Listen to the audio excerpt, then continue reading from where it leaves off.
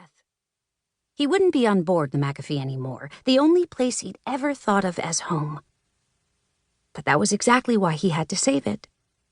The gnome rotated the ship's wheel 3 turns to the right, managing to remain steady as the crew was thrown back and forth across the deck. He whipped the wheel the opposite way, 2 turns, as the mainmast creaked, a dangerous sound that hinted of last moments. Finally, Quiet stepped backward and bowed his head in a final goodbye, rain splattering his face and covering the tears flowing down his cheeks. The McAfee flickered. Quiet worried the spell hadn't worked. He glanced at his feet that remained on the moving deck. When his ship disappeared around him, he smiled, knowing his spell had worked. He had transported his ship, its crew, and those they had rescued to calm, safe waters where they could sail on to a better place. Briefly suspended in midair, Quiet said a simple goodbye to the earth he'd loved all his life and would no longer see again.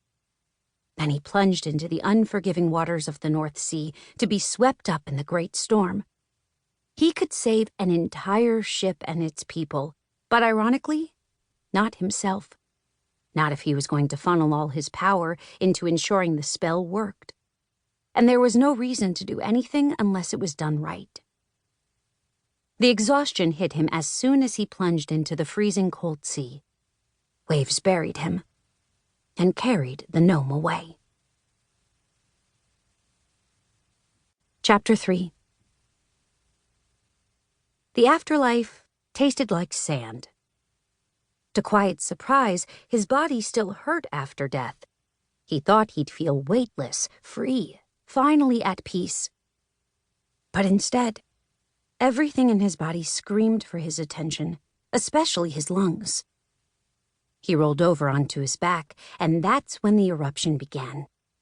Coughs rocketed from the little gnome's body and made him think he'd choke on his lungs. The idea he still had lungs after drowning in the North Sea was especially perplexing. Quiet continued to cough, a seemingly unending sound that was especially loud in his ears, even though they were clogged with water. Rolling over once more, Quiet got to his hands and knees and spat out what felt like a gallon of water.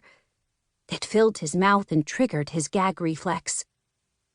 Dying was horrible. He hoped it would be over soon, but something told him it might not. It might have been his gasping for air, even as his chest burned and his face felt hot. He shook his head, and wet hair spattered across his eyes. All Quiet wanted was for this death thing to be over. It appeared death, like everything in life, was a process. He crawled across the sandy beach, which he fully believed was a part of his hallucination. He was sinking to the bottom of the North Sea. That was what was happening. The granules of sand under his fingers was the strangest sensation. The cold wind whipping across his water-soaked body was surreal, and the heaviness of the emotion that he'd never see the world he loved again was the worst heartache he'd ever known. It all had to be an illusion, he thought to himself. The thought sent him back on his tailbone to sit and look at the choppy sea, feeling as though surrender was a fake breath away. The gnome rocked back and forth, his hands in his lap as he shivered violently. He wasn't sure why he saw white caps and a gray sky and a storm in the distance when Quiet knew he was drowning. It was just how death was, he guessed. He had never done it before, so it made sense it would feel all strange and disorienting. Death, like life, had to be a bit like trickery. One moment you think you're going to win, and then it all crashed down. Just like Quiet had thought they'd get away scot-free with the refugees, or like so many times in life when things felt comfortable and then became the hardest thing in the world. The captain of the McAfee sat staring at the ocean, wondering when clouds and sky and angels would welcome him to the afterlife. It didn't come. When hunger and thirst set in after a long hour, something he hadn't expected appeared. "Hello, dear," a woman's voice sang beside Quiet. He turned his head and found a creature who looked more like a tree than a person. Her skin was brown and flaky like bark. Her hair flowed like vines, and her eyes were the color of the bluest sky. They blinked at him in a way that made Quiet feel unconditionally